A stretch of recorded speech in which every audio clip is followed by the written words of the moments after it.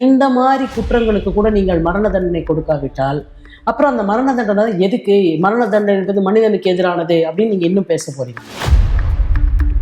ஒரு பக்கம் கத்திய கழுத்துல சொருகி இன்னொரு பக்கமும் அந்த கத்தி வந்திருக்கு. நீங்க நினைச்சு பாருங்க, இந்த கத்தியை அப்படியே அவன் விட்டுருந்தாலும் ரணவேதனை, இழுத்திருந்தாலும் சொல்லவுன்னா அது ரணவேதனை. ஸ்கூலுக்கு போற ஒரு பொண்ணை பின்னாடியே சேஸ் பண்ணிட்டு போய் காதலிக்கிறதா நீங்க படம் எடுக்கிறீங்க. ஏன் எடுக்கிறீங்கன்னு கேட்கிறேன். அது ஃபேக்ட் இல்லையான்னு எல்லா ஃபேக்டையும் எடுத்துருவியாப்பா? ஒரு படத்துல ஒரு குழந்தைய கடத்தி கூட்டிட்டு போய் யூனிஃபார்ம்ல இருக்க குழந்தை அது முதுகுல இருக்க சட்டையை கிழிச்சு காம்பஸால கீறுற மாதிரி ஒரு காட்சி வச்சான் சார். அந்த மாதிரி காட்சி வச்ச டைரக்டரோட கையை உடைக்க வேண்டாம். இங்க சுப்பிரமணியபுரம்னு ஒரு படம் வந்துச்சு. நீங்க அந்த பையன் என்ன பண்ணிட்டு இருந்தான் அந்த படத்துல முழுக்க? ஒரு சைக்கிள் கண்ணில் உட்காந்துட்டு ஒரு லுங்கியை மடிச்சு கட்டிக்கிட்டு 24 hours தலையை ஆட்டிக்கிட்டு அவன் ஒழுங்கா ஒரு வேலையாவது செஞ்சான் அந்த படத்துல. இல்லை, நேற்றைய தினம் பள்ளிக்கல்வித்துறை அமைச்சர்கிட்ட இந்த விஷயத்தை கேட்குறாங்க. இன்சைடில் நடந்தாதான் உடனே ரியாக்ட் பண்ணுவோம் அப்படின்ற மாதிரியான ஒரு யூனிஃபார்ம்ல நடந்திருக்கு சார். அந்த குழந்தை ஸ்கூலுக்கு போகும்போது யூனிஃபார்ம் போட்ட நிலைமையில் நடந்திருக்குது. சாராயம் குடிச்சு செத்தவனுக்கு 10 லட்சம் தருவீர்கள் என்றால் படிக்க போய் செத்தவனுக்கு 10 லட்சம் தரமாட்டீர்களா? சமையல் எண்ணெய் மற்றும் உணவுப் பொருள் ஏற்றுமதியில் 20 ஆண்டு கால அனுபவம் பெற்ற ஸ்டார் எக்ஸ்போர்ட் ஹவுஸ் கயல் ஆக்ரோ ஃபுட்ஸ். விகடன் நேயர்களுக்கு வணக்கம். நேற்றைய தினம் ராமேஸ்வரத்தில் ஒரு பள்ளி மாணவி குத்தி கொலை செய்யப்பட்ட சம்பவம் தமிழகம் முழுக்க அதிர்வலைகளை ஏற்படுத்தியிருக்கு. பள்ளிக்கூடம் போகிற வழியில் இந்த சம்பவம் நடந்திருக்கு. அதே ஊரை சேர்ந்த இளைஞர் தன்னை காதலிக்கலை அப்படிங்கிற ஒரே காரணத்துக்காக அந்த கொலையை செய்திருக்கார். இது மாதிரி பெண்களுக்கு எதிரான வன்முறை நாளுக்கு நாள் அதிகரிச்சுட்டு இருக்கு. இந்த மாதிரி சம்பவங்கள் ஏன் அதிகரிக்குது? இதை எப்படி தடுக்கணும்? இதில் யார் மீது தவறு? இப்படி பல்வேறு விஷயங்களை வழக்கறிஞர் சுமதி அவர்கள்ட்ட நம்ம பேச போகிறோம். மேம் வணக்கம். வணக்கம். 12ஆம் வகுப்பு மாணவி கொடூரமாக கொலை செய்யப்பட்டிருக்காங்க. இதை எப்படி பார்க்குறீங்க? இந்த சம்பவத்தை பார்த்தீங்களா?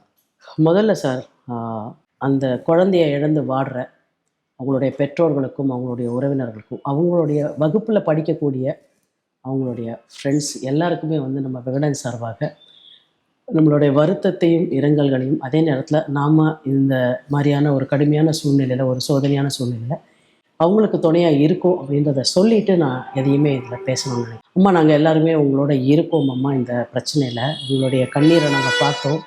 நேற்று நீங்கள் அவள் பெருசாக படித்து நம்ம பெரிய இடத்துக்கு வருவான் தானே அவளை பள்ளிக்கூடத்துக்கு அனுப்பிச்சோன்னு அப்படின்னு நீங்கள் அழுததை நாங்கள் எல்லாருமே பார்த்தோம். அந்த கண்ணீரில் எங்களுக்கும் நாங்களும் உங்களோட இருக்கோன்றதை இந்த நேரத்தில் உங்கள்கிட்ட நான் விகடன் சார்பாகவும் எல்லா தமிழ்நாட்டில் இருக்கக்கூடிய எல்லா பெரியவர்கள் சார்பாகவும் எல்லா குடிமக்கள் சார்பாகவும் குறிப்பாக பெண்கள் சார்பாகவும் உங்கள்கிட்ட நாங்கள் சொல்ல ஆசைப்படுறோம்மா. அதனால் நீங்கள் இந்த நேரத்தில் நீங்கள் ரொம்ப தைரியமாக இருந்து அந்த மகளுக்கு ஒரு நியாயம் கிடைக்கிறதுக்கு நம்ம போராடணும் அப்படின்ற அந்த துணிவை மட்டும் நீங்கள் முதல்ல மனசில் வாங்கி வச்சுக்கணும் அப்படின்றத நான் உங்கள்கிட்ட ரொம்ப பரிவோடு கேட்டுக்கிறேன். முதல்ல யோசிச்சு பாருங்கள் சார், 12ஆம் கிளாஸ் இப்போ எல்லா 12ஆம் கிளாஸ் படிக்கிற குழந்தைங்க இருக்க வீட்லேயுமே எல்லாருக்குமே எக்ஸ்பெக்டேஷன் என்னென்னா ரிவிஷன் டெஸ்ட் வருது. ஃபெப்ரவரியில் எக்ஸாம் டிக்ளேர் பண்ணிட்டாங்க. இன்னும் 3 மாதம் கூட இல்லை சார் பரீட்சைக்கு. எல்லாருடைய மனசும் முதல்ல உன்னை எப்போ கேட்குறோன்றது இருக்குது இல்லையா? குழந்தைக்கு 12 குழந்தைன்னு தான் சார் நான் சொல்லுவேன். 12ஆம் கிளாஸை நம்ம என்ன வேறு என்ன சொல்கிறது? இன்னும் 70 நாளில் பரீட்சை இருக்குன்ற ஒரு குழந்தை வேறு என்ன சார் யோசிக்கும்? பரீட்சையை தவிர வேறு என்ன யோசிக்கும்? அந்த குழந்தைகிட்ட போய் முதல்ல அந்த தப்பை செய்த அந்த முனியராஜ், மன்னிக்க முடியாத அந்த கடும் குற்றத்தை செய்த அந்த முனியராஜ் எவ்வளவு ஒரு மனசாட்சியே இல்லாதவன்றதுக்கான அடையாளம். முதல்ல என்ன இடத்துல என்ன பேசணுன்றது இருக்குல்ல, அவனுக்கு அதுவே தெரியலை. அவனுக்கு ஏன் காதலுக்கு அவன் லைக்கே இல்லை அப்படின்னாக்க, முதல்ல பரீட்சை வச்சுட்டு இருக்க ஒரு குழந்தைகிட்ட போய் இந்த விஷயம்லாம் பேசக்கூடாது. நீ ரொம்ப விரும்புகிற ஒருத்தருக்கு இன்னும் 2-3 மாதத்தில் பரீட்சை இருக்குன்னும் போது அவங்கள தொந்தரவு பண்ணாமல் விடணுன்ற அந்த ஒரு எண்ணம் கூட இல்லாமல் நீ எவ்வளோ சுயநலவாதியாக இருந்ததுதான் இந்த காரியத்தை நீ ஃபஸ்ட்டு பல நாட்களாக இந்த டார்ச்சர் நான் என்ன சொல்கிறேன் சார், நீங்கள் இது ரொம்ப பெருசாக பறந்து விரிந்து பேச வேண்டிய விஷயம். நான் கூடிய மட்டும் நமக்கு கிடைக்கக்கூடிய அந்த கால அவகாசத்துக்குள்ளே நான் இதை சுருக்க ட்ரை பண்ணுறேன். பல காரணங்கள் இதுக்கு காரணிகளாக மாறிடுச்சு. இந்த மாதிரியான கோரமான சம்பவங்களுக்கு 1 ஆண்டு கூட ஆகலை. அந்த ரயில்வே ஸ்டேஷனில் சென்னையில் ஒரு பெண்ணை ட்ரெயின் வரும்போது தள்ளி விட்டு அந்த அவங்க அம்மா இறந்தாங்க, அப்பா எல்லாமே போனாங்க தெரியுங்களா? அந்த துர்மரணம் நடந்து 1 ஆண்டு கூட இன்னொரு பொண்ணு +2 படிக்கிற பொண்ணு இன்னும் கொஞ்ச நாள் ஆச்சுனாக்கா அதுக்கு ஒரு பெரிய திறப்பு இருக்குது சார். அவங்கள மாதிரியான சமூகத்துலேருந்து வர்றவங்க ரொம்ப பின்தங்கிய சமூகம். 12ஆம் வரைக்கும் ஒரு பெண் குழந்தைய படிக்க வைக்கணும்னு அவங்க வீட்டில் முடிவு பண்ணுறதே பெரிய விஷயம். அந்த பொண்ணும் ரொம்ப தீர்க்கமாக இருந்திருக்காங்க. கிளாஸ்லேயே நல்ல மார்க் வாங்குற ஸ்டூடெண்ட்ல அந்த ஸ்டூடெண்ட்டும் ஒருத்தவங்க. அது மேற்படிப்பு படித்து ஏதோ ஒரு BA இல்லை ஏதோ ஒரு ப்ரொஃபஷனல் கோர்ஸோ படிச்சிருந்தா சார் இது வரைக்கும் அந்த குடும்பம் பட்ட கஷ்டத்துக்கெல்லாம் ஒரு தீர்வு கிடைச்சிருக்கும். அந்த ஒரு பெருங்கனவை ஒரு தலைமுறையினுடைய கனவு, அது ஒரு தனி மனிதனோட கனவு இல்லை, ஒரு குடும்பத்தோட கனவு முடியல, ஒரு தலைமுறையினுடைய கனவையே ஒருத்தன் ஒரு கேடுகட்ட ஒரு எண்ணத்துக்காக அழிச்சிட்டானும் போது இதையெல்லாம் கடுமையாக எதிர்க்கணுன்றத கூட இல்லாமல் நான் திரும்ப திரும்ப சொல்லுவேன் சார். பல பேர் இங்கே மரண தண்டனைக்கு எதிராக பேசிக்கிட்டு இருக்காங்க. இப்போ இது கண் எதிர நடந்திருக்கா? இதுக்கு கைப்புண்ணுக்கு கண்ணாடி எதுக்குன்னு இருக்கா? வீட்டிலேருந்து 500 மீட்டருக்குள்ள நடந்திருக்கா? போன வாரம் தான் அவங்க அப்பா போய் கண்டிச்சிருக்காரா? இது விஷயமா ஏற்கனவே காவல்துறை கண்டிச்சதாக நம்ம நியூஸ் பார்க்குறோமா? இவ்வளவு இருக்கும்போது ட்ரையல்ன்றது ஒரு ஃபார்மலாக நடத்தணும், அதை வேணாம் இல்லை. ஆனால் இந்த மாதிரி குற்றங்களுக்கு கூட நீங்கள் மரண தண்டனை கொடுக்காவிட்டால் அப்புறம் அந்த மரண தண்டனை எதுக்கு? மரண தண்டனை என்பது மனிதனுக்கு எதிரானது அப்படின்னு நீங்கள் இன்னும் பேச போறீங்களா? மனித உரிமைக்கு எதிரானது. அவங்க சொல்றாங்க, மீன் வலைய சீர் பண்றதுக்கு வச்சிருக்க கத்தியால அந்த பொண்ணோட ஒரு பக்கம் கழுத்தை நான் இதெல்லாம் செய்தியில பார்த்துருந்தேன். ஒரு பக்கம் கத்திய கழுத்துல சொருகி இன்னொரு பக்கமா அந்த கத்தி வந்திருக்கு. நீங்க நினைச்சு பாருங்க, இந்த கத்தியை அப்படியே அவன் விட்டுருந்தாலும் ஒரு ரணவேதனை, இழுத்திருந்தான்னா சொல்லவுன்னா அது ரணவேதனை. அந்த ஒரு க்ஷணம் எப்படி இருந்திருக்கும்? அந்த குழந்தைக்கு உடனே ஆம்புலன்ஸ் கிடைக்கலையா என்னன்னு தெரியல, பாவம் 2 வீலர்ல கூட்டிட்டு போயிருக்காங்க. ராமேஸ்வரம் மருத்துவமனைக்கு போன உடனே ராமநாதபுரத்துக்கு கூட்டு போங்கன்னு சொல்ற இடத்துலதான் அந்த ஆஸ்பத்திரியில அங்க வசதிகளை சூழல் இருந்திருக்கு. ஆனா பிராட் டெட், போகும்போதே அந்த குழந்தைக்கு உயிர் போயிடுச்சு அப்படின்னு சொல்லியிருக்காங்க. ஒண்ணு நீங்க யோசிச்சு பாருங்க, சம்பவம் நடந்த இடத்துல இருந்து ராமேஸ்வரம் மருத்துவமனைக்கு போறச்சே எவ்வளவு ரத்தம் விரயமாயிருக்கும். ரெண்டாவது அவன் அங்கேருந்து தப்பிச்சு போகலாம் கூட நினைச்சிருக்கான். அப்போ அவனுக்கு இன்னும் இந்த சம்பவத்தை பண்ணிட்டு உயிர் வாழணுன்ற ஒரு ஆசை இருந்திருக்கு. அப்போ இது வெல் பிளான்டு, திட்டமிட்டு அரங்கேற்றப்பட்ட ஒரு கொலை. இது ஒரு பெண்ணுக்கு எதிரானதோ ஒரு மாணவிக்கு எதிரானதோ இல்லை, இது பெண் சமூகத்திற்கு எதிரானது, பெண் கல்விக்கு எதிரானது. பெண்கள் முன்னேறக்கூடாது, அவங்க திரும்ப திரும்ப திரும்பமா நான் சொன்னா நீ கேட்டுக்கணுன்ற இடத்துல இருக்கணுன்றதுக்கு எதிரானது. ஆதலினால இதை ரேரஸ்ட் ஆஃப் ரேர் கேஸாக தான் பார்க்கணும் நீதிமன்றம். அப்படி பார்த்தால்தான் இந்த மாதிரி பல சம்பவங்கள் இனிமேல் நடக்காதுன்றது என்னுடைய எண்ணம். இதை நான் வைக்கிறேன். இது ஏன்னா நீதிமன்ற பரிசீலனை என்பது வேற வேற தளத்துல நடக்குது. ஆனா மக்களுடைய மனசுல என்ன ஓடுதுன்றதனோட ஒரு ரிஃப்ளெக்ஷன் தான் நம்ம பண்ற இந்த இன்டர்வியூ. காதலை ஏத்துக்கல அப்படின்னாக்க முகத்தை சிதைக்கிறதுல ஆரம்பிச்சு உயிரோட இருக்கக்கூடாது அப்படிங்கிற எல்லைக்கு வரையும் இதெல்லாம் எதனால இது தொடர்ந்து போயிட்டே இருக்கு. எங்க ஆரம்பிச்சது சார்? ஒரு விஷயம் எங்க ஆரம்பிக்கும் அப்படின்னு பாத்தீங்கன்னாக்க, எந்த ஒன்றையும் அது எப்பேற்பட்ட விஷயமா இருந்தாலும் அதை ஒரு அளவுக்கு மேல விதந்தோதுவது என்பதோ இல்லை அது அளவுக்கு மேல அதை ரொம்ப கடுமையா விமர்சனம் பண்ணுவதோ, இந்த ரெண்டுமே இந்த இம்பேலன்ஸ் இருக்கு இல்லையா, அதீதம் அநீதம் அப்படிம்பாங்க. இந்த அதீதமும் தேவையில்லை, இந்த அநீதமும் தேவையில்லை. தமிழ் சமூகத்துல 2 பேசுறீங்க நீங்க திரும்பி திரும்பி, காதல் வீரம் காதல் வீரம், இது அடிப்படையா சொல்றீங்க. காதல்ன்றதுல 2 பேர் இல்லாததுக்கு பேரு கைக்கிளைன்னு நீங்க வச்சிருக்கீங்க. ஆனா இந்த காதலை நீங்க எவ்வளவு விதந்தோதிட்டீங்க இலக்கியத்துல. இன்னைக்கு இலக்கியத்தினுடைய ஒரு கூறாக, ஒரு காட்சி வெளிப்பாடாக இருக்கக்கூடிய திரைப்படத்துல அவ்வளவுக்கு வர்த்தா இந்த காதல். நீங்க சொல்லுங்க, ஒரு தனி மனிதனோட வாழ்க்கையில அவ்வளவுக்கு வர்த்தா இந்த காதல். காதல் என்பது என்ன சார்? எனக்கு நல்ல ஞாபகம் இருக்கு, விகடன்ல ரொம்ப வருஷங்களுக்கு முன்னாடி, நான் நினைக்கிறேன் 96 97 நினைக்கிறேன், காதல் படிக்கட்டுகள்னு ஒரு சீரீஸ் பண்ணீங்களா? அந்த காதல் படிக்கட்டுகள் சீரீஸ் பண்ணும்போது பாரதிராஜா தொடங்கி எல்லாருமே அதில் பேசினாங்க. எனக்கு நல்லா ஞாபகம் இருக்கு, நான் ஒரு வாரம் அதில் பேசினேன். நான் என்னை பொறுத்த வரைக்கும் என்னுடைய புரிதல் எப்பொழுதுமே காதல் என்பது தான் வாழ துணை தேடல், அவர் வாழ துணை நிற்றல். இதுக்கு மேலே என்ன இருக்கு? எனக்கு ஒரு நல்ல துணை வேணும் வாழ்க்கையில், இவங்க ஐடியலாக இருப்பாங்கன்னு நான் நினைக்கிறேன்.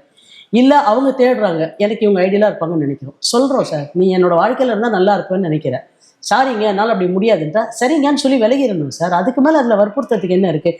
நல்லா வாழணுன்றதுக்காகத்தான் துணை தேடலுனாக்கா அந்த துணை இவங்க இல்லைன்னு ஆயிடுச்சுனாக்கா வேற யாராவது ஒரு நல்ல துணை நமக்கு அமையதான் போகுது.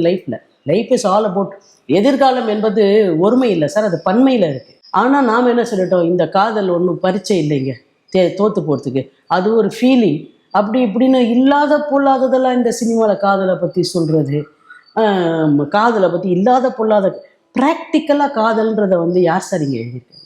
நீங்க சொல்லுங்க, எந்த படத்துல? எல்லாமே குளோரிஃபையா மேக்னிஃபை இல்லாத ஒரு அப்படியே பட்டாம்பூச்சி பறக்கும், அப்படியே வயிற்றுல என்னவோ பண்ணும். என்னடா பண்ணும்? ஒன்றும் பண்ணாதுடா, தேவையில்லாதெல்லாம் பசங்க கிட்ட சொல்லாதீங்கன்னு இவங்கள மொழியே மாறுது பாருங்க. அவ்வளோ கோபம் இருக்கு எனக்கு இந்த படைப்பாளிகள் மேல. இல்லாத ஒன்றும் அளவுக்கு மீறி விதந்தது ஒரு காதல் இல்லைன்னா அப்படி இப்படி அப்படியெல்லாம் ஒன்றும் கிடையாது சார். சார் ஸ்கூலுக்கு போகிற ஒரு பொண்ணை பின்னாடியே சேஸ் பண்ணிட்டு போய் காதலிக்கிறதா நீங்கள் படம் எடுக்கிறீங்க. ஏன் எடுக்கிறீங்கன்னு கேட்குறேன். அது ஃபேக்ட் இல்லையான்னு எல்லா ஃபேக்டையும் எடுத்துருவியாப்பா? ஒரு படத்தில் ஒரு குழந்தைய கடத்தி கூட்டிகிட்டு போய் யூனிஃபார்மில் இருக்க குழந்தை அது முதுகில் இருக்க சட்டையை கிழிச்சு காம்பஸால் கீறுற மாதிரி ஒரு காட்சி வச்சான் சார். அவன் கையை உடைக்க வேண்டாம்? அந்த மாதிரி காட்சி வச்ச டைரக்டரோட கையை உடைக்க வேண்டாம்? எவ்வளோ கொடூரமாக இருக்குன்னு அப்படியே அலறணுமா ஆடியன்ஸ் பார்த்து? நீ ஆடியன்ஸ் அலறணுன்றதுக்காக எடுக்கிறல, அந்த நேரத்தில் ஒரு குற்றவாளி மனசுல குற்றம் நிறைந்திருக்கக்கூடிய குற்ற எண்ணங்கள் நிறைந்திருக்கக்கூடிய ஒரு மனிதனோட மனசுல நூதனமான குற்றங்களை செய்வதற்கான விதைகளை விதைக்கிறன்ற ஒரு சமூக பொறுப்புணர்வு உனக்கு வேண்டாமா? எனக்கு ரொம்ப பிடிச்ச ஒரு விஷயம், சினிமாக்கள்ல சில நல்ல விஷயங்கள் அபூர்வமா வந்துடும். அந்த மாதிரி ஒரு டயலாக் தேவர் மகன்ல வரும். மறந்துடுவீங்களா அப்படின்னு அவ கேட்பா. இந்த கல்யாணம் எல்லாம் நடந்து முடிஞ்சு அவ சொல்லுவான், முயற்சி பண்ண முடியும் அப்படின்மா கமலஹாசன். அது முயற்சி பண்ணாக்க வேற ஒரு வாழ்க்கைக்கு மனசை நம்ம ரெடி பண்ணிக்க முடியுன்றது ரொம்ப ப்ராக்டிக்கலான ஒரு அப்ரோச் சார். அங்கேயும் தான் காதலிச்சாங்க. ஏதோ ஒரு காமன் காசு ஒரு தப்பு நடந்து போச்சு, அந்த தப்பை சரி பண்ணணும் போது 2 பேரோட காதல் பலியாயிடுச்சு. திருப்பி ரீஒர்க் பண்ணணும் போது முன்னால மறந்துட முடியுமா? இது எல்லாத்தையும் முயற்சி பண்ணா முடியும் அப்படிங்கிறான். அதுதானே சார் ப்ராக்டிக்கல் அப்ரோச் லைஃப்ல. இப்போ எப்படி புரிஞ்சுக்கிறது? காதலை சரியா நம்ம புரிஞ்சுக்கல அப்படின்னு எடுத்துக்கலாமா? காதலை இங்கே சரியாகவே சொல்லவில்லை. சரியா சொல்லாட்டி கூட பரவாயில்ல, ரொம்ப அநியாயத்துக்கு தப்பா சொல்றாங்க.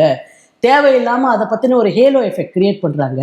நீ காதலிக்கப்படவில்லை என்றால் நீ நேசத்துக்குரியவளே இல்லை, இல்லை நேசத்துக்குரியவனே இல்லைன்ற காம்ப்ளெக்ஸை யங்ஸ்டர்ஸ் மனசுல ஏற்படுத்தி வச்சுட்டாங்க. இப்பெல்லாம் என்ன ஆயிப்போச்சு யங்ஸ்டர்ஸுக்கு மனசுக்குள்ள சார்? ஒரு பையன் இருக்கான், அவன் ஒரு 4 கேர்ள்ஸ் விரும்பலன்னு வச்சுக்கோங்களேன், அவன் ஒரு யூஸ்லெஸ் ஃபெலோன்னு தன்னை நினைச்சுக்கிறான். ஒரு கேர்ள் இருக்கா, ஒரு 4 பாய்ஸ் தனக்கு ஒரு ப்ரொபோசல் கொடுக்கலனாக்கா அவ ஒரு யூஸ்லெஸ் ஃபீமேல் நினைச்சுக்கிறா. அப்படியா லைஃப்? அப்படியெல்லாம் ஒண்ணுமே கிடையாது. இது எல்லாத்துக்கும் சினிமா தான் காரணம் அப்படின்றீங்களா? ஸ்கூல் யூனிஃபார்ம் போட்டு காதலிப்பதாக காட்சி வந்தால் அந்த படம் தடை செய்யப்படும்.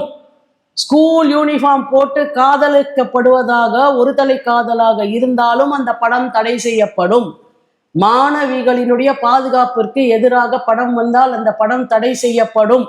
இவற்றிலெல்லாம் நமக்கு கொஞ்சம் கூட மாற்று சிந்தனையோ கருத்து சுதந்திர பேர்ல என்ன வேணா படம் எடுக்கலான்ற அந்த உரிமையோ யாருக்கும் வழங்கப்படக்கூடாதுன்றதுல, அது நம்ம மாநில அரசாக இருந்தாலும் சரி, மத்திய அரசாக இருந்தாலும் சரி, central board of film censorship இருக்கு இல்லையா, அவங்களுக்கு தெளிவு இருக்கணும். காட்சி மட்டும் இல்லை சார், கருத்துல சமூகத்திற்கு எதிரான கருத்தாக இருந்தாக்கா அந்த படம் பேன் பண்ணப்படணும் சார். எவ்வளோ படம் வந்துருச்சு. நீங்க சுப்பிரமணியபுரம்னு ஒரு படம் வந்துச்சு. நீங்க அந்த பையன் என்ன பண்ணிட்டு இருந்தான் அந்த படத்துல முழுக்க? ஒரு சைக்கிள் கடையில் உட்காந்துட்டு ஒரு லுங்கியை மடிச்சு கட்டிக்கிட்டு 24 hours தலையை ஆட்டிக்கிட்டு அவன் ஒழுங்கா ஒரு வேலையாவது செஞ்சான் அந்த படத்துல. நான் வேலை செஞ்சேன், மூட்டை தூக்குனேன், நான் பணக்காரனா இருக்கணும்னு சொல்லலை காதலிக்க, நான் மூட்டை தூக்குனேன், என்னோட கூலியில நான் நல்லபடியா அந்த மாதிரி ஏதாவது ஒரு அறம் இருந்ததா? நான் சும்மா சைக்கிள் கடையில நின்றுட்டு உன்னை பார்த்து தலையை ஆட்டுவேன். அதுல கடைசியா நீ என்ன முடிச்ச? அந்த பொண்ணு ஏதோ காட்டி கொடுத்த ஒரு துரோகி மாதிரியும் அவன் பாதிக்கப்பட்ட மாதிரியும் காமிச்சேன். இப்ப இந்த பொண்ணு இருக்கால, இந்த பொண்ணு எப்படி அவனை காதலிக்க முடியும்? ஏன்னா அவன் குறைஞ்சபட்சம் மீன்பிடி வேலை கூட ஒழுங்கா போயிருந்தா இதுக்கெல்லாம் அவனுக்கு டைமே இருந்திருக்காது. காலங்காத்தால 8 மணிக்கு ஸ்கூல் போற பொண்ணு துரத்திட்டு போறதா மீன்பிடி வேலை செய்யறவனுடைய வேலையா? அவன் ஒவ்வொருத்தர் செத்துன்னு இருக்கான் சார் கடல்ல. உண்மையான மீன் பிடிக்கிறவன் இந்த வேலையை செய்ய மாட்டான். நான் இன்னும் ஒரு படி மேல போய் சொல்றேன் சார். இந்த சம்பவத்தை பத்தி இன்னும் சில சம்பவங்கள் என்ன சொல்றாங்க, அந்த பொண்ணு முதல்ல காதலிச்சாலாம், அப்புறம் வேண்டான்ட்டாலாம். அப்ப அவனுக்கு எப்படி இருக்கும்? ஒரு விவாதத்துக்காக வச்சுக்குவோம், காதலிச்சானே வச்சுக்குவோம் சார், ஒரு விவாதத்துக்கு. நான் சொல்லலை அப்படின்னு, காதலிச்சான்னு ஒரு விவாதத்துக்காக வச்சுக்குவோம். காதலிச்சா இப்ப மனசுக்கு ஏதோ இது சரியா வராதுன்னு தோணுது. இல்லப்பா நான் உன்னை விரும்பினியா கல்யாணம் பண்ணணும்னு நினைச்சேன், ஏன்னா இப்ப சரியா வராதுன்னு தோணுதுன்னு நான் மறுத்துடுறேன். அதுக்காக நீ என்னை கொன்றுவியா? கொன்னுடுவியா? நீ என்ன எப்படி சரியா இருக்கும் அது? அதான் அந்த மனநிலைக்கு ஏன் வர்றாங்க அப்படின்றதான், ஏன் அதை ஏத்துக்கிற பக்குவம் இல்லையா? உன்னை பார்க்கும்போது எனக்கு முதல்ல நீ நல்லவனா பேசுற மாதிரி தெரியுது. பழகும் போது கொஞ்சம் கொஞ்சமா உன்னுடைய உண்மையான கலர் தெரியுது. பெண்களை கேட்கல, இந்த ஏத்துக்காத அந்த ஆண்களை சொல்றாங்க. அதுதானே சார் ஆதிக்க மனப்பான்மை. எனக்கு ஒண்ணு கிடைக்கணும், எனக்கு கிடைக்காட்டி இந்த உலகத்துல எவனுக்குமே கிடைக்க கூடாது. நீங்க அந்த மாதிரி மனோவியாதி திரியிறவனுங்களெல்லாம் ஹீரோவா போட்டீங்கல்ல படத்துல. திவ்யான்னு ஒருத்தன் பைத்தியம் மாதிரி ஒரு படத்துல கத்திட்டு இருந்தானே, அந்த பெண் அந்த படத்துல அவனுக்கு என்ன செஞ்சா? அவனுக்கு வராத இங்கிலீஷை சொல்லி கொடுத்தா, அவனுக்கு இல்லாத கான்ஃபிடன்ஸை ஏற்படுத்தி கொடுத்தா. உடனே காதலிக்கணும். ஒண்ணு என்னது இது? என்ன மனநிலை இது? அப்ப உன்கிட்ட நல்லவங்களா இருந்தாலுமே நீ உன்னை காதலிச்சாகணும். உன்னை நிராகரிச்சுட்டா உனக்கு கோபம் வந்துடும். உன்னை திரும்பி பார்க்காட்டி உனக்கு ஆத்திரம் வந்துடும். அப்ப என்னடா நீங்க இங்க கடைப்பொருள் நினைச்சிட்டு இருக்காங்களா பெண்களை? நீங்க சொல்ற ஆஸ்பெக்ட்ஸை புரிஞ்சுக்க முடியுது. அப்ப காதல்னா என்ன, அதை எப்படி காட்டணும் உங்களுடைய பார்வையில இருந்து? இதை நான் கேட்கிறேன் சார். இதே காதல், ஒருதலை காதல் என்ன நடக்கவே இல்லை சார். கடைசி வரைக்கும் ஒருதலை ராகம்னு ஒரு படம் வந்துச்சு sir. I salute T Rajendar sir. அதுல அவர் சொல்லாத ஒரு எந்த விஷயத்தையும் இவங்க வேற இதுல சொல்லிட்டாங்க. இவங்களுக்கெல்லாம் டி ராஜேந்தர்னாக்க அவர் அடுக்குமொழி பேசினார், இதெல்லாம் பேசினாங்களே தவிர சென்சிபிளா ஒரு படம் ஒருதலை ராகம் என்ன. அதுல அவளுக்கு பிடிக்கும் அவனை, ஆனா அவளுக்கு பல மனத்தடைகள், அவங்க ஃபேமிலி பின்னணி சரியில்லை. இந்த நேரத்துல அவ காதல்னு பேசிட்டா தப்பா போயிடும். அதனால தன் மனசோடைய ஆசைகளை அடக்கி வச்சுக்கிட்டே அவ இருக்கா. கடைசியில சொல்லணும்னு போன அன்னைக்கு அவன் உயிரோட இல்லை, அது வேற விஷயம். ஆனா எல்லை மீறாத ரெண்டு பேருடைய காதல் எவ்வளவு கண்ணியமா நமக்கு பரிமாறப்பட்டது சார். இன்னைய வரைக்கும் 80ல சார் ஒருதலை ராகம். இன்னைக்கு எங்க நம்ம 45 வருஷம் தள்ளி இருக்கோம். 45 வருஷத்துக்கு அப்புறமாவும் கூட நாம அந்த ரெண்டு பேரும் காதலிச்சு கல்யாணம் பண்ணியிருக்கலாம்ல, நல்லா இருந்திருக்கும்ல அப்படின்னு நம்ம நினைக்கிறோம் சார். காதல்ல நிறைவேறாத ஒரு காதலை பார்த்து சுத்தி இருக்க அவ்வளோ பேருக்கும் வேதனை இருக்கணும் சார். படம் அப்படி இருக்கணும். நிறைவேறாட்டி, நிறைவேறினா அப்பா இவங்க ரெண்டு பேரும் கல்யாணம் பண்ணாங்களேன்ற நிறைவு நம்ம எல்லாருக்கும் இருக்கணும் இல்ல. இன்னைக்கு வரக்கூடிய எத்தனை காதல் படம் அப்படி இருக்கு சொல்லுங்க, நீங்க பார்க்கலாம். முகம் சுளிக்கிற மாதிரி இல்லை, அருவருப்பா இல்லை. காதலிக்கிறதுக்காக சொல்லப்படக்கூடிய காரணங்களோ நிராகரிப்போ இல்லை பாதியில காதலிச்சவங்க கைய வேண்டாம் வேணும்னு அவனோ எது சொன்னாலுமே ரீசனிங் இங்க ஏதாவது ஒழுங்கா இருக்கா? இப்போ இந்த இஷ்யூக்கு வரலாம். நிறைய நாட்கள் இவங்ககிட்ட சொல்லியிருக்காங்க. அவங்க அப்பா போன வாரம் கூட போய் அவங்க வீட்டில் பேசியிருக்கதா சொல்றாங்க. ஆனாலும் அந்த பையன் எதுக்குமே கட்டுப்படலை. தொடர்ந்து வற்புறுத்திட்டே இருந்திருக்காப்புல. ஒரு ஸ்டேஜில் தான் இந்த கொலை நடந்திருக்கு. இப்போ இந்த சம்பவத்தை வச்சு 2 விஷயங்கள் பேசப்படுது. இன்னொன்று இந்த மது போதை கலாச்சாரம் அதிகமானது ஒரு காரணம் அப்படின்னு ரொம்ப காரணம் இன்னொரு பக்கம் சொல்றாங்க. தன் நிலை இழந்து, தன் நிதானம் இழந்து, தன் வசம் இழக்கக்கூடியவர்கள் இன்றைக்கு 2 கையில கடந்து தவிக்கிறாங்க. ஒன்று போதை, இன்னொன்று மது. நீங்க இந்த இன்டர்வியூஸ் பலது வந்ததுல ஒரு இன்டர்வியூல பார்த்தேன், போதைக்கும் மதுவுக்கும் கட்டுப்பாடே இல்லாத அளவிற்கு இந்த இடத்துல காவல்துறை நடந்து கொள்கிறதுன்னு ஒருத்தர் சொன்னாங்க. நம்ம அந்த ஸ்பாட்ல இல்லை, அது இன்வெஸ்டிகேட்டிவ் மேட்டர் ஸ்பாட்ல சொல்லியிருக்காரு. ஆனா அப்படி சொல்லியிருக்காங்க. அப்படியானாக்க எல்லாம் காசு வாங்கி விட்டுடுறாங்க அப்படின்னு சொல்றாங்க. இதை கண்டிப்பா முதல்வருடைய கவனத்துக்கு நம்ம எடுத்துட்டு போகணும். என்ன இருக்குங்க, ஏன் இந்த மாதிரி நடக்குது? அவுட் ஆஃப் த வே அதுவும் உங்களுக்கு தெரியும், ராமேஸ்வரம் கடலோர பகுதி, போதை கலாச்சாரம் அதிகம் இருக்கிறதுக்கான சாத்தியக்கூறுகள் அதிகம் உண்டு. அந்த மாதிரியான கிரைம்ஸ் நடக்கிறதுக்கான ஆப்பர்ச்சுனிட்டிஸ் நிறைய உண்டு, வாய்ப்புகள் நிறைய உண்டு. அப்போ அங்கெல்லாம் நம்ம இன்னும் கொஞ்சம் டைட் பண்ண வேண்டாமா? அது இஷ்டத்துக்கு போயிடக்கூடாது இல்லை. இவன் என்ன மைண்டில் இருந்தான்? இவனை அரெஸ்ட் பண்ணாங்களே, அவனை ட்ரக் இதுக்கு எடுத்துகிட்டு போய் டெஸ்ட் பண்ணி பார்த்தாங்களா? யாருக்கும் தெரியாது. அவன் இப்போ ட்ரிங்க்ஸில் இருந்தானா, ஆல்கஹாலிக் இன்ஃப்ளூயன்ஸில் இருந்தானா யாருக்கும் தெரியாது. அப்படியெல்லாம் இருந்திருந்தால் அவனை விட்டுடலாமான்னா செத்தாலும் விடக்கூடாது. ஆகப்பெரிய காரணங்களுக்காக விடக்கூடாது. நீ கொலைகாரன் இல்லை, நீ போதையில இருக்கவன், நீ மதுவில் இருக்கவன், நீ மதுவில் போதையில் இருக்க யாரை வேணா என்ன வேணா பண்றேன்ற மனநிலை இருக்கும். அதனால நீ இருக்கிறத விட இல்லாமல் இருக்கிறது பெட்டர்ன்றது தான் பெஸ்ட். இந்த சம்பவத்தை முன் வச்சு தமிழகத்துல சட்டம் ஒழுங்கு சரியில்லை, நாளுக்கு நாள் இது மாதிரியான பிரச்சனைகள் அதிகமாகிட்டு இருக்கு, பெண்களுக்கு பாதுகாப்பு இல்லை, பெண்கள் சுதந்திரமா பள்ளிக்கூடத்துக்கு கூட போக முடியாத ஒரு சூழல் உருவாயிருக்குன்னு எதிர்கட்சிகள்லாம் குற்றம் சொல்றாங்க. இது அரசாங்க தரப்பு எந்த அளவுக்கு பொறுப்பு? இன்னொரு பக்கம் ஒண்ணு சொல்றேன் சார். இப்போ நீங்க எனக்கு தெரிஞ்ச சிட்டி ஸ்கூல்ஸ்ல, நான் சென்னையிலே இருந்து ஆளுன்றதுனால எனக்கு சிட்டி ஸ்கூல்ஸை பத்தி தான் அவ்வளோ பேச தெரியும்.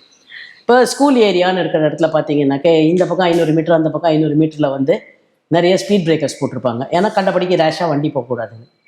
நம்ம பீட்ஸ் போட வேண்டாமா? ஸ்கூல் ஏரியாஸ், எஸ்பெஷலி கேர்ள்ஸ், அரசு மேல்நிலைப்பள்ளி, பெண்கள் படிக்கக்கூடிய பள்ளிக்கூடணும் போது கார்த்தாலையில் சாயங்காலத்துலலாம் போலீஸ் பந்தோபஸ்து, அங்கே பசங்க கொஞ்சம் கலைஞ்சு கரெக்டாக போகிறாங்களா இல்லை, அதெல்லாம் கொஞ்சம் பந்தோபஸ்து போடத்தானே சார் வேண்டியிருக்கு. என்னால் மது இல்லாட்டி இந்த நாட்டு இந்த ஸ்டேட்டினுடைய ஃபினான்ஸ் ஆள முடியாதுன்றதுக்காக நான் விற்பேன் அப்படின்னா, அதை ஒரு பக்கம் விற்பேன், இன்னொரு பக்கம் ப்ரொடெக்ஷன் தருவேனாக்கா நீங்கள் இந்த பந்தோபஸ்து எக்ஸ்ட்ரா போட்டு தானே ஆகணும். அதெல்லாம் ஏன் போட மாட்டீங்க? அப்போ கேட்க தானே சார் செய்வாங்க. இதை நான் கவர்மெண்ட்டுக்கு அகேன்ஸ்டாக பேசுகிறேனோ இல்லை நான் எதிர்கட்சியை அப்படி எடுத்துக்க வேண்டாம். இதை படித்தவங்களுடைய அப்சர்வேஷன்லேருந்து எல்லா ஸ்கூல்ஸ்க்கு பக்கத்துலேயும் 500 மீட்டர்ஸுக்கு ஸ்கூல் போகிற டைம், ஸ்கூல் விடுற டைம், இதுக்கு 1 hour முன்னாடி 1 hour முன்னாடிலேருந்து இங்கே பந்தோபஸ்து போட்டு இந்த மாதிரி அசம்பாவிதங்கள் எதனா நடக்காமல் இருக்கிறதுக்கு ஓரளவுக்கு கண்காணிப்பு வைக்கத்தானே சார் வேண்டியிருக்கு. ஏன்னா காலம் மாறி இருக்கு, கெட்டு போயிருக்கணும் போது நம்ம ப்ரொடெக்ஷனில் கருவ. அதுவும் நான் முதல்வர் சொன்னார், நான் அப்பா, தமிழ்நாட்டில் இருக்கக்கூடிய எல்லா குழந்தைங்களோட அப்பா நானுன்றார். உங்கள் குழந்தை இறந்து போயிருக்கா, சார் ஒரு ஃபோன் பண்ணி பேசுங்க. நேற்றுக்கு உங்களுடைய கட்சி தொண்டர் ஒருத்தரோட அப்பா கிட்ட பேசுனீங்க. அந்த கட்சி தொண்டர் உங்கள் இதில் விக்கி விக்கி அழுதாரு. நாளைக்கு அறிவாலயத்துக்கு வாங்க ஃபோட்டோ எடுத்துக்கலாம் நீங்கள் பேசுனீங்க. சந்தோஷம். ஒரு சாதாரண தொண்டனுக்காக நீங்கள் வந்து இவ்வளோ இறங்கி போய் ஒரு செல்ஃபோனை வாங்கி பேசுகிறீங்க. அவர்கிட்ட திருப்பி ஃபோனை கொடுக்குறீங்க. திருப்பி அவர் ஃபோனை பேசிட்டு உங்ககிட்ட அப்படியே கொடுக்குறாரு. நீங்கள் அந்த ஃபோனை வாங்கி மறுபடியும் பேசுகிறீங்க. அதெல்லாம் பார்க்க நெகிழ்ச்சியாக தான் இருக்குது. ஆனால் அந்த குடும்பத்துக்கிட்ட ஒரு வார்த்தை பேசுங்களேன். குழந்தைய வந்து அம்மாட்ட ஒரு வார்த்தை பேசுங்களேன். அந்த குழந்தைக்கு ஆதரவாக வந்து ஏதாவது ஒரு மானிட்டரி காம்பன்சேஷன் சொல்லுங்களேன். இந்த அரசாங்கத்துக்கு அது ஒரு பெரிய விஷயம் இல்லையே. குறைஞ்சபட்சம் எஜுகேஷன் மினிஸ்டர் வீட்டுக்கு போய் பேசணுமா வேண்டாமா?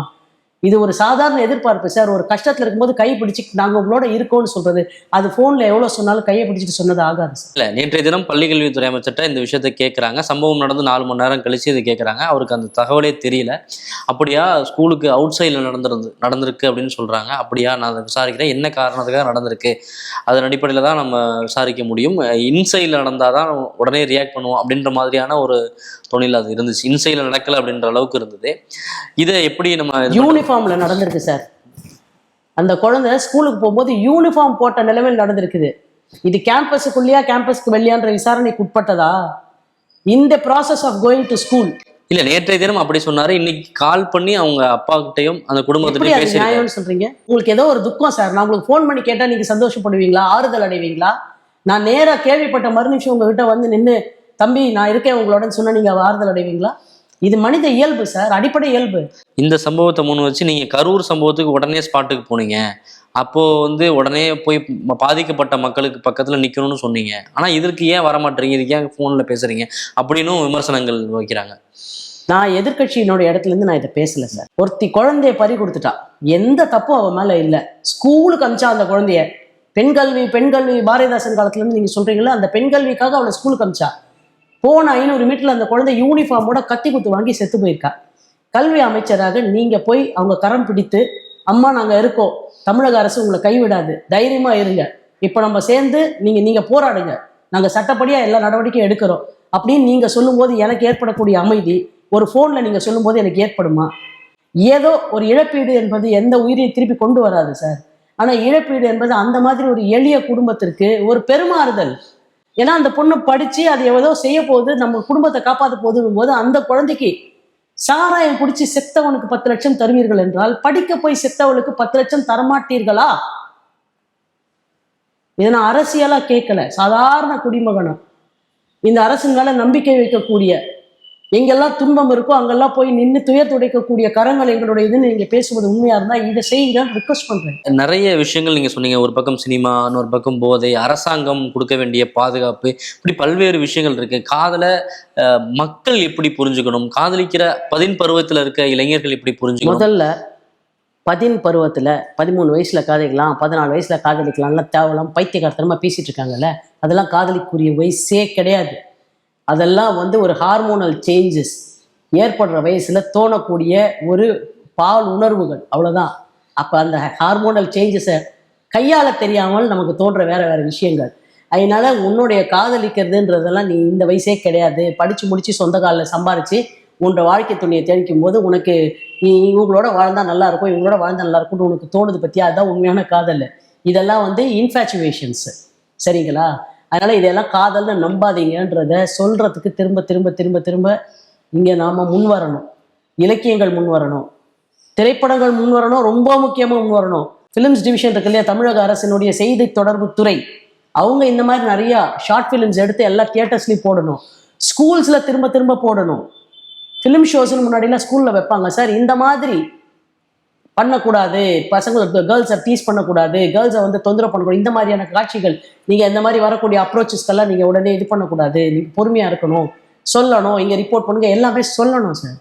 2வது, இந்த மாதிரியான கம்ப்ளைண்ட்ஸ் வரும்போது கூப்பிட்டு அறிவுறுத்துவோம், அட்வைஸ் பண்ணுவோம், அதெல்லாம் யாரும் இங்கே கேட்கல. கம்ப்ளைண்ட்டை ரெஜிஸ்டர் பண்ணு, சம்மந்தப்பட்டவனை அரெஸ்ட் பண்ணு, ரிமாண்ட் பண்ணு, ஆட்டோமேட்டிக்காக பாதி விஷயங்கள் குறையும் சார். எதா இருந்தாலும் கூப்பிட்டு ஐயா விசாரிப்பாரு, அனுப்பிச்சி விட்டுருவாருனாக்கா ஐயா விசாரிச்சு அனுப்பிச்சி விட்டா எல்லாம் சரி ஆயிடாது. அது ஐயாக்கள் முதல்ல புரிஞ்சுக்கணும். நீங்க வந்து குளோரிஃபை பண்ணாதீங்க காதல்.